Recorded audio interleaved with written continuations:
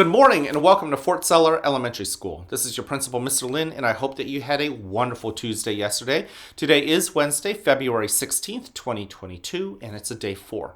Now, before we kick off this wonderful day, I want to invite you to just rest your mind, to just be mindful. Why do we do this? Well, because our minds are so complex and so powerful. Oftentimes it's working. It's working on overdrive. It's thinking about things that have happened in the past, things that happened 2 minutes ago, 20 minutes ago, yesterday night, yesterday at school, right? And it's not just kids, grown-ups, adults. Everyone take a look at your teacher. Your teacher too has so much to be stressed out about, to worry about. Same thing about the future. Our brains are also thinking about the future. Things that we don't even know might happen, but we're worried and we're anxious about it. And our mind is just always working and working. Sometimes it deserves a rest, don't you agree? And one of the best places to rest is just focusing right here. Not the past, not the future, but right here. And our brain controls our sight, how we see things, how we hear things, how we smell things, how we feel things, even how we taste things. That's why we're going to use our senses to just notice what's right here, right around us, where we exist at this moment. So let's use our eyes. Look around, find something to be grateful for. Maybe you might find something that doesn't seem all that extraordinary. And whatever it is that catches your eyes, find a reason to be grateful for it, to be thankful for it. I'm taking a moment actually right now to find something. There we go. Okay. Just study it. Notice every detail to that item that your eyes are focused on, but also come up with a good reason to be thankful for it. All right, now with your nose, take a breath in and out. And around us, there might be scents, right? Things that might pique our sense of smell.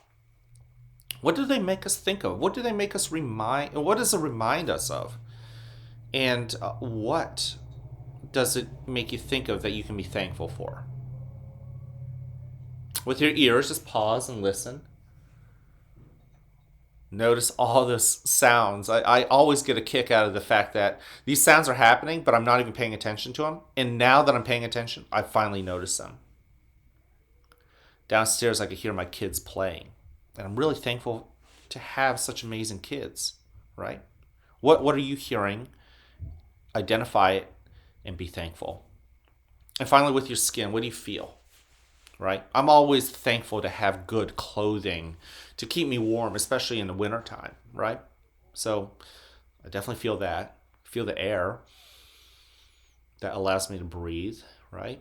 The temperature, knowing that it's super cold outside, but I've got a heater in this house and being able to feel warm and comfortable. I'm thankful for that. Okay. So let's move on to the breathing part, because in this breathing, we can really anchor ourselves in this moment. Notice your body. Notice the chair holding you up. I'm going to use Veda's broken heart method. You can use whatever breathing technique works for you. Let's go ahead and begin. I like to close my eyes. You don't have to. As you breathe in, make sure your heart is complete. Bring in that good positive energy. And through your mouth, let it out. And your heart falls apart, letting out that negative energy. Breathe in, bring in that good, positive, refreshing, life-filling energy. And as you breathe out, let out feelings that maybe not be pleasant, just energy that you don't really want to live with in your heart. Breathe in again. And out. By the way, if your brain is still working on overdrive and thinking about anything else other than what's going on here, just be kind to yourself and gently bring your attention back to breathing in and breathing out. And while you're in the rhythm of this, breathing in and breathing out, also notice your body, different parts of your body. I don't often think about my heels, for instance. Breathe in. So I'm going to put a spotlight on my heels and just notice how it feels. My brain, I'm going to simply say hello to it. Breathe out. I don't often think about my pinky toes, so I'm going to notice that too. So notice different parts of your body as you breathe in and breathe out. Notice how they feel, things like that. And then finally, notice what feelings you've brought to school today. Breathe in and breathe out. Identify those feelings, whether they're pleasant feelings or not, and allow them to come in through the door. Breathe in, sit down with you, let them tell you what they need to tell you. Breathe out. And in due time, they'll move on to the next moment. Now, you'll hear a bell or chime. Listen to it as it gets quieter and quieter. When you can't hear it anymore, you may then open your eyes and awaken to the world that is around you.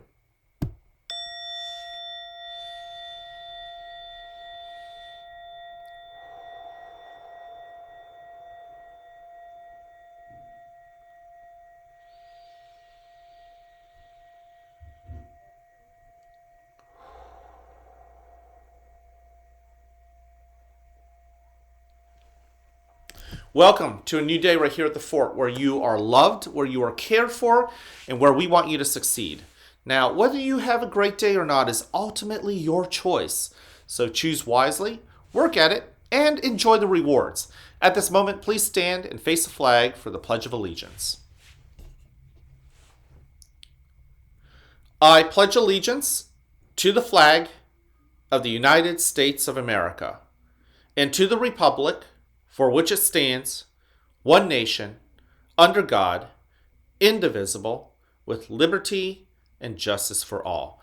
Thank you. I want to invite you to go ahead and take a seat. Thank you for joining me in this Mindful Minute. When I think about being grateful, I'm really thankful of you guys. We've got 300 kids. All of you guys are part of our Fort Zeller family. I hope that you're happy that I'm part of your Fort Zeller family. I hope that you're really thrilled that your teachers and all the grown-ups and your classmates are part of your Fort Zeller family. It's not just for you. It's not just for your classmate. It's not just for your teachers, but it's for all of us. And I think it's a great community to be a citizen of, right? Okay, we have 3 expectations here at this school that belongs to all of us. Number 1, be respectful, right?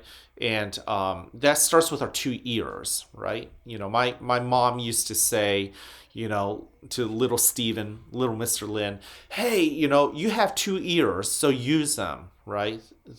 You were only made with 1 mouth, so think about that. Right, so use our 2 ears when your teachers are talking. Give them that respect. And by the way, when it's time for you to use your mouth, right, to talk, to share ideas and opinions, guess what? I hope others will use their 2 ears to listen to you. Being respectful also means being respectful and aware of your surrounding, right? So when you're in the cafeteria and everyone is talking at a level 1, it's still going to get kind of loud. It's important that sometimes we do our part to bring it back down. Same thing with the bus, right? That leads me to being responsible. Being responsible for ourselves and our actions. Being responsible with getting our work done, right? Just as I was talking about that student that I've been talking to about getting her homework done. I love that she's been doing that. Even when her teacher isn't right there at home with her watching her do her homework, she's getting it done, right? She's trying her best. Being responsible with her hands and her feet, you know, showing self-control with what comes out of her mouth as far as words. And also showing that self-control in how we think. If we think in angry ways or annoyed ways, then we're going to act angry and annoyed. But if we think in positive, loving ways, compassionate ways, we're going to act in positive, compassionate ways, okay? So that's really important. Also, show responsibility for your school, our school, right? When you're in the cafeteria, boys and girls in 1st and 2nd grade, I see a lot of you guys picking up trash off the ground. Some of you guys are not afraid to pick up stuff off the ground, and I'm really proud of you guys. I hope you wash your hands too. I see a lot of kids also picking up other people's trash right off the table, and that helps me and all of the grown-ups who are helping out in the cafeteria help clean up. So you're doing a great job. And finally, show that you're ready to learn, and as you all know now, ready to fail, because failure is part of learning, and we have to stop thinking about failure as a bad thing. Failure is just part of the lesson. And as long as you dust yourself off and try to do better next time, then failure is serving its purpose. All right. Our character trait of the month, you know it, honesty. Tell the truth. Tell the truth. Tell the truth. Even if the person you're talking to has no idea what the truth is, tell the truth. Tell the truth. Tell the truth. Right? Be like George Washington. Even when you've done something not right, maybe you made a poor choice, tell the truth. Tell the truth. Tell the truth. Yesterday, I had a conversation with a second grade boy who was wrestling with his seatmate on the bus, and I'm not going to be thrilled about that. I'm not going to be happy about that. That's not responsible with our hands and our feet. But guess what? That second grade boy told the truth. And that meant a lot to me. Trust me. I know what it feels like to be George Washington's dad, right? He was happy about his son telling the truth. I was happy about this kid telling the truth. So that mattered. Last but not least, this caters to all of you guys, all you kids as well as grown-ups. I love you just the way you are. Go tell that same message to other people, classmates, and grown-ups alike. All right? I can't wait to see you guys around. Have a great Wednesday.